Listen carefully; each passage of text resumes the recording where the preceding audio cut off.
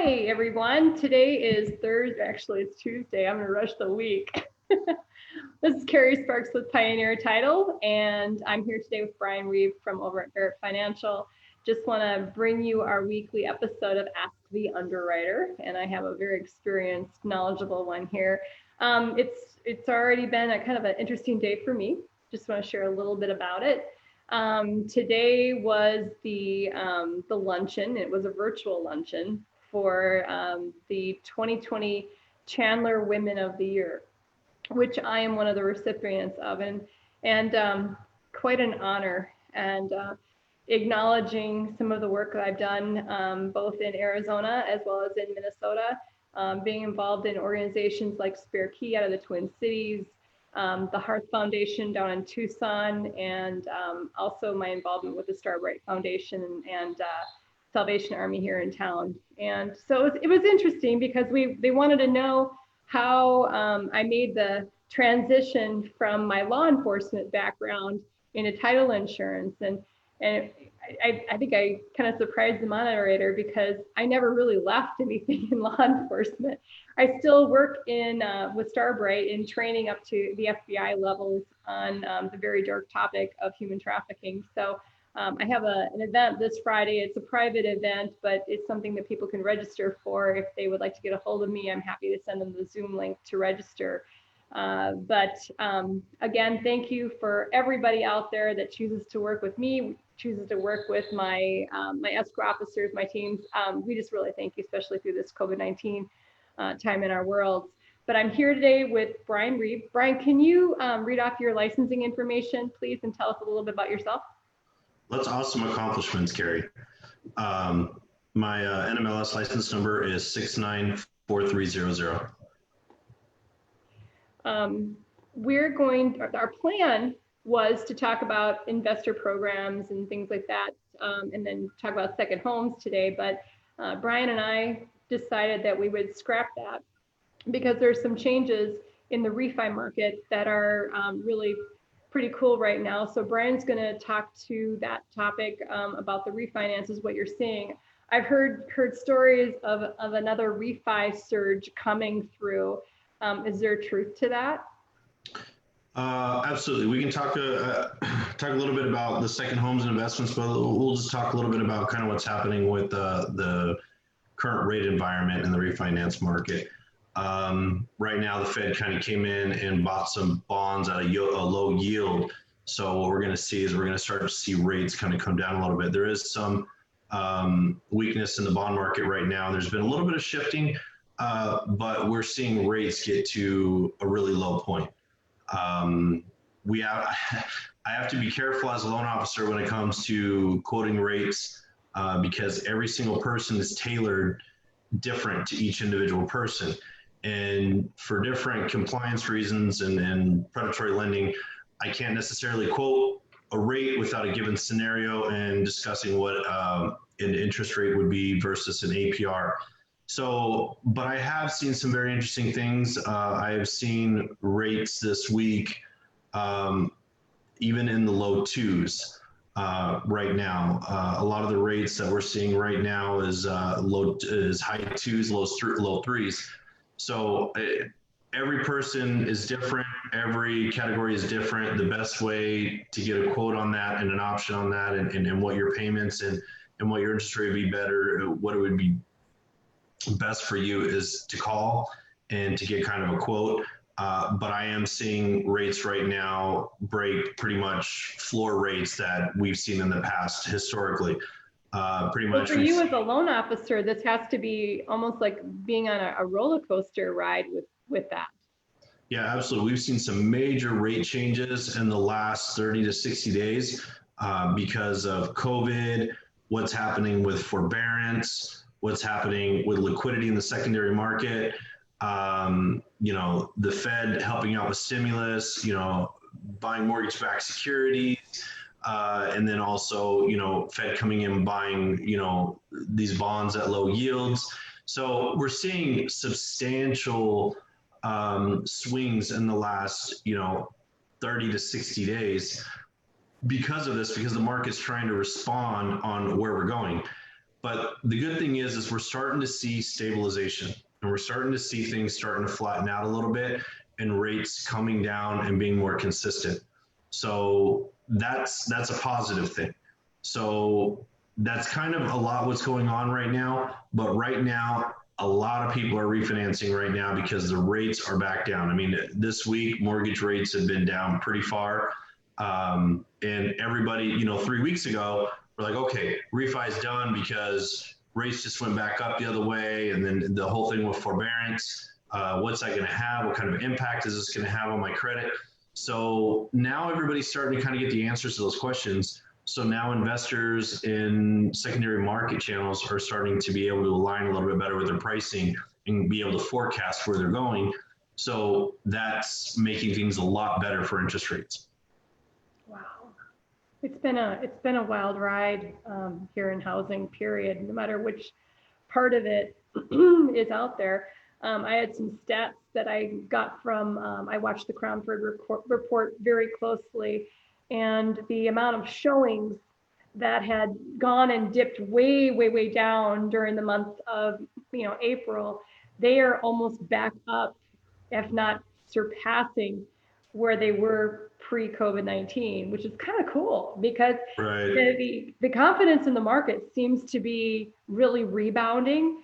And then another piece of it that, is the iBuyers. The iBuyers have now already returned to the Phoenix market. Maybe not the best for some ways for our traditional real estate agent, but at the same time, those investor platforms have enough confidence in the Phoenix metropolitan market to come back already.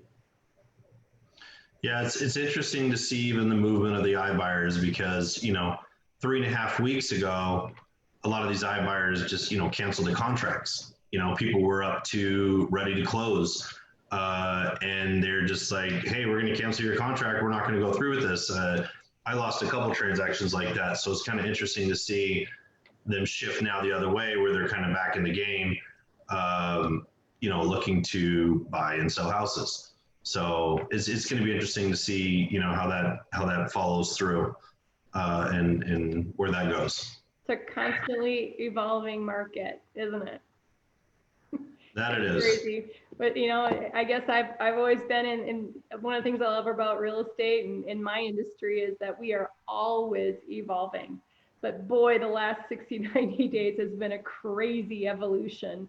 And is there anything else you want to say about the Reef Eyes and just different?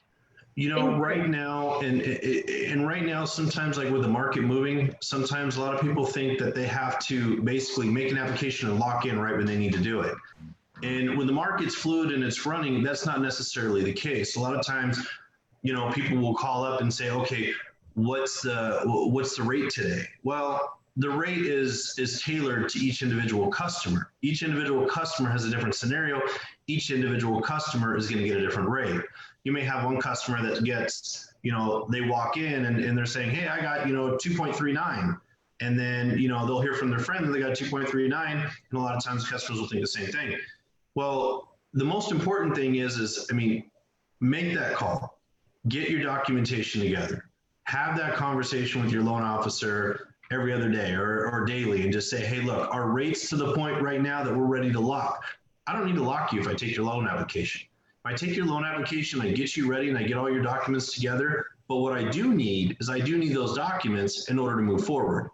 So if I find somebody that says, hey, rates are really low, things are really good right now, based on the bond market, I want to lock in right now. If I don't have your documentation or an application, this is going to take a little bit, it may take us a couple hours. And right now, we sometimes even see reprices 4 or 5 times a day. So it all just depends what the market's doing throughout the day. So take that time, make the call. Let's see where rates are. Let's make an application. Let's get the documents together. And then when we get the documents together, we can be ready for when those rates get to where they need to be, that I can register your loan, I can lock it, and then we're good to go. So that's one of the key things that sometimes people, when they're looking to refinance, they don't want to start the process unless the rates are right where they want them to be. And you don't need to be right there. You don't need to be there. The market doesn't need to be there at that given time. Let's just get you ready. So when those rates do get to that point that are going to save you money, I can just lock you in, register it, and move the file on.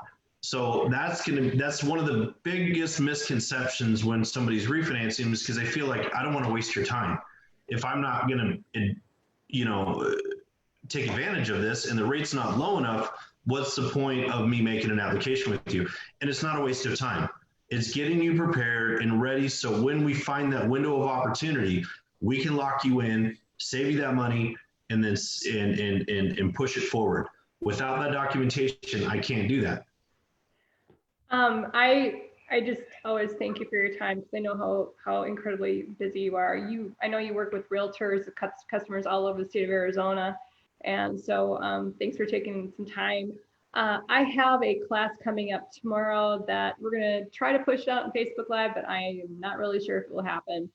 I'm still technology challenged in some ways when I try to push the big ones out, but it's a builder services class. And I know, Brian, you've been working with builders for a couple decades maybe, and but this really is with one of our in-house people that works with public reports and is going to go through what a realtor should know, what a loan officer should know when they're going through this process. What is a public report? People in California will never have heard of that because they don't do them in one state and then they'll do them in another. How do you stay, out of hot water when you are going through this process? How do you help a builder?